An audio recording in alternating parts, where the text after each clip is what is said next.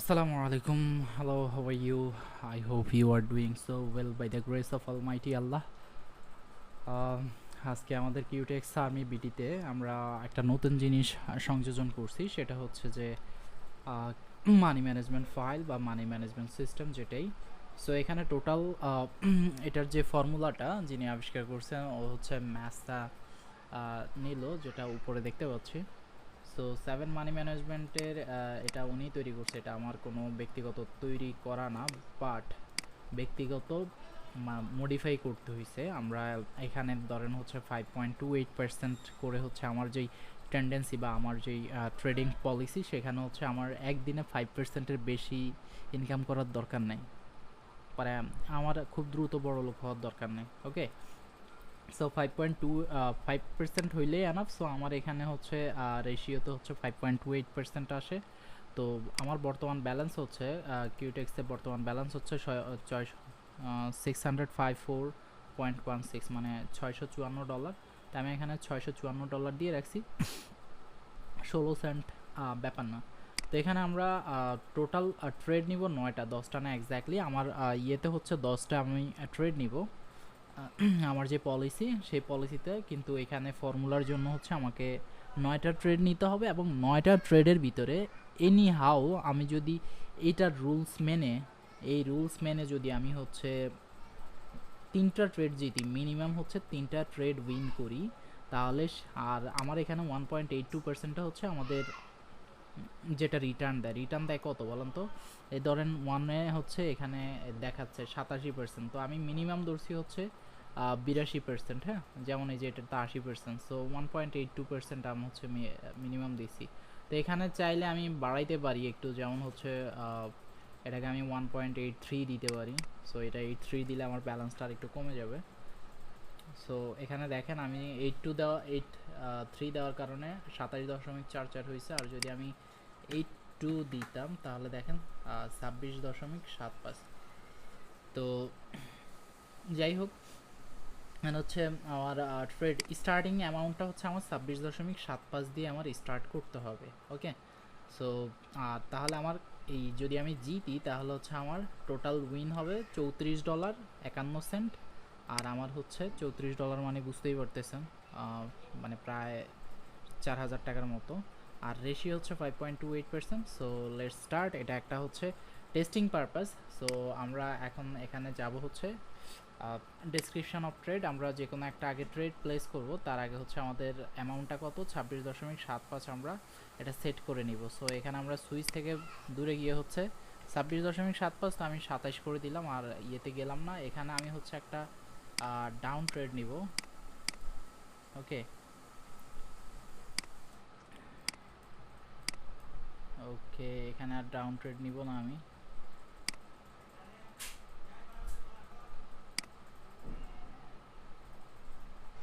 ও, একটা down trade নিব। So একটা ডাউন ট্রেড নিয়ে নিছি। সো এটা হচ্ছে যে আমার যদি উইন হয়, এখানে আমি লাইভই দেখাচ্ছি, এখানে আর ওই মানুষের মতো হচ্ছে থিওরিটিক কোনো কনজামশন থাকবে না। আমরা হচ্ছে একটা করেই ট্রেড প্লেস করব। সো এটা কিন্তু ডাউনে যাওয়ার কথা আমার, যদি প্যাটার্ন আই মিন হচ্ছে এখানে আমার যেটা এটা ডাউনে আসার কথা, অ্যাটলিস্ট শেষ পর্যন্ত এটা ডাউনে আসার কথা, এটা ডাউন থাকার কথা, একদম লাস্ট মোমেন্টও হইলো এটা ডাউন থাকার কথা। সো আমি এখানে হচ্ছে ডাউন ট্রেড প্লেস করছি। সো দেখা যাক এটা উইন হই কি না। ওকে, ওকে, 3, 2, 1। সো ফাইনালি হচ্ছে আমরা কিন্তু প্রথম ট্রেডটা উইন হয়ে গেছি। এখন আমি চাইলে সেকেন্ড ট্রেডটাও আবার প্লেস করে দিতে পারি অ্যাট দ্য সেম টাইম, তো আমরা ওইটা করব না। আমরা হচ্ছে কি করব, যেহেতু প্রথম ট্রেডটা ইউএসডি বিআরএল এ করছি, ইউএসডি বিআরএল এ পুট দিছি। সো আমরা এখানে লিখতে পারি ডেসক্রিপশন অফ ট্রেড, এখানে ইউএসডি বিআরএল পুট, হ্যাঁ, বা ডাউন ডিরেকশন, তো এটা হচ্ছে ডব্লিউ। সো দেখেন আমার এখানে যখন আমি 26 ট্রেডের উইন করে ফেলছি, তখন আমার প্রফিট হয়েছে $21 মতো প্রফিট হয়ে গেছে আমাদের 1.82% হিসাবে। এই রিটার্নটা যদি আমরা দেখি, সো 21 হয়েছে কি না আসলে কীভাবে বুঝবো, তো একটু ক্যালকুলেশন করে ফেলি। আমাদের $654 ছিল, রাইট? $654 থেকে আমাদের হচ্ছে আরও 21 হয়েছে, তাহলে 655 আর হচ্ছে 20, $75 তো মিনিমাম, $675। তো আমাদের এখানে $677 আছে, তার মানে আমাদের বেসিক ক্যালকুলেশন ঠিক আছে। তা আমরা এখানে আমাদেরকে পরবর্তীতে হচ্ছে কোনটা কোনটা বলছে, তা আমাদের বলছে 12.17। তা আমি এখানে কি করব, $12 ট্রেড প্লেস করব। সো এটা আপে আপে আপে আপে, ওকে। সো $12 ট্রেড প্লেস করছি আমি। এটা এখানে একটা রেজিস্ট্যান্স জোনে আইসা হচ্ছে আটকে গেছে, কিন্তু তারপরও এটা হচ্ছে গ্রিন ক্যান্ডেল হওয়ার কথা অ্যাটলিস্ট, কারণ এটা নিচ থেকে অনেক সাপোর্ট নিয়ে আসছে। তো আমি এখানে হচ্ছে 12, এটা যদি লস যায় তাহলে আপনাদের জন্য ভালো হবে, কিন্তু লস গেলে আমার জন্য যেটা খারাপ হবে যে আমার অ্যাকুরেসিটা ঠিক থাকতেছে না। সো কারণ লস করে তো আসলে ট্রেডিং করা উচিত না। সো এখানে হচ্ছে 12 কত সেন্ট যেন ছিল, তো আমরা হচ্ছে 12 দিয়ে করছি আর কি, কারণ আগে একটু বেশি দিছিলাম। সো দেখেন এটা কিন্তু আমার ট্রেডটা উইন হয়ে গেছে। সো এখানে কিন্তু আমি 22.44 প্রফিট করছি।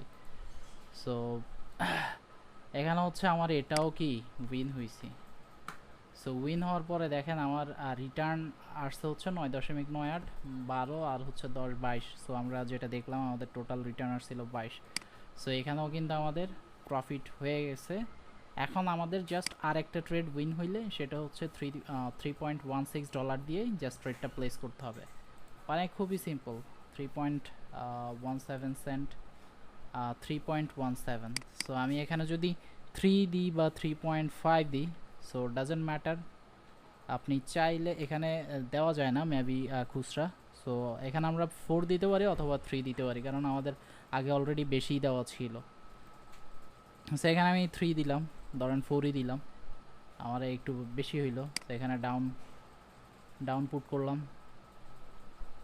এটা ডাউন, এটা ডাউন ডাউন ডাউন, এটা ডাউন যাইতে পারে নাও যাইতে পারে, কারণ হচ্ছে একটা মানে মার্কেট এখান থেকে রিভার্স নিচ্ছে। সো আর রিভার্স নেওয়ার কারণে হচ্ছে এটা একটা রিট্রেসমেন্ট নিছে, রিট্রেসমেন্ট নিয়ে আপে যাওয়ার পসিবিলিটি আছে। কিন্তু এখানে যদি আবার আমরা দেখি মার্কেট যদি ডাউনে যায়, তাহলে এখানে হচ্ছে এটাকে কি বলে, মানে ইভিনিং স্টার, কিন্তু এটা ডাউন ট্রেন্ডে এটা কাজ করার কথা না।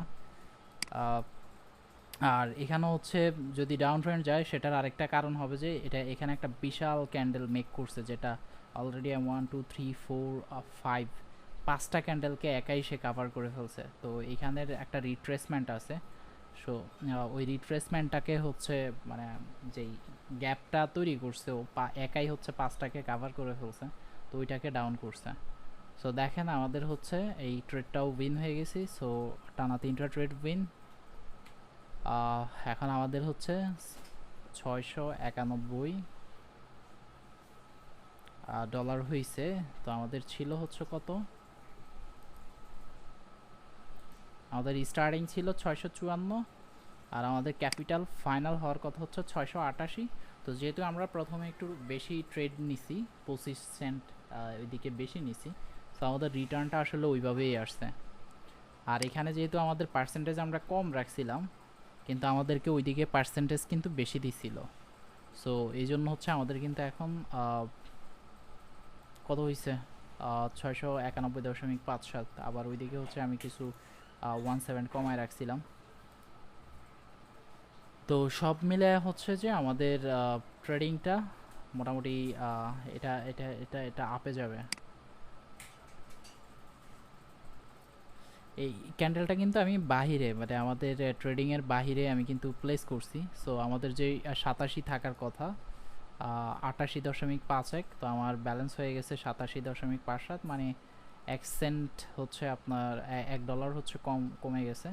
তো যাই হোক, এটা আপে যাওয়ার কথা ছিল, কারণ হচ্ছে কেন আমি বলি, এটা হচ্ছে একটা আপনার বুলিশ হারামি ক্যান্ডেল ছিল, যেটা ইনসাইডে ওপেন হয়ে ইনসাইডে ক্লোজ হয়েছে। এবং যদিও এটা হচ্ছে মানে এই উইক দিয়ে হচ্ছে এটাকে কাভার করছে, সো এখানে উপরে যাওয়ার একটা ভালো পসিবিলিটি ছিল। তো যেহেতু যায় নাই, তো সেই ক্ষেত্রে ধরেন হচ্ছে আমার তো লাগবে হচ্ছে $1। সো এরকম হচ্ছে আমাদের যখন কাভার হয়ে যায়, কমপ্লিট হয়ে যায়, এরপর যখন আমরা আরও দুই একটা ট্রেড নিতে চাই তখনই দেখা যায় লস করে ফেলে। এটা আমার ক্ষেত্রে না, এটা সবার ক্ষেত্রেই এমন হয়। ওকে, আমি এখানে এখানে হচ্ছে একটা ভালো আপনার ছিল, মানে ব্রেকআউটের মতো, যে হচ্ছে সাপোর্ট জোনকে সে ভেঙে বের হয়ে গেছে, এবং এটার কোনো উইক পয়েন্টও ছিল না, এখানেও কোনো উইক ছিল না। তো স্ট্রং একটা ক্যান্ডেল ছিল, কিন্তু তারপরেও আমার কাছে মনে হচ্ছে এটা আপে যাবে। আপে যাওয়ার কারণটা যদি আমি বলি, তো সেটা হচ্ছে যে এটা কিন্তু 50% ক্যান্ডেল কিন্তু আমাদের সাপোর্টের উপরে আছে। তো ওই হিসাব করে হচ্ছে আমি হচ্ছে এটাকে আপনার কি নিছি, আপে নিছি।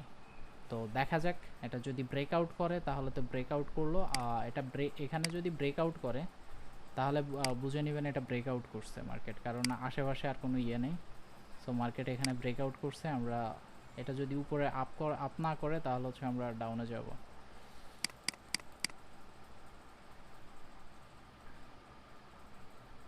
সো মার্কেট এখানে ব্রেকআউট করছে, যেহেতু একটা স্ট্রং ক্যান্ডেল নিয়ে বের হয়েছে, উইক পয়েন্টটা বের করছে, আর এরপরে হচ্ছে এখানে যে গ্যাপটা ছিল সেটাও সে ফিল আপ করছে।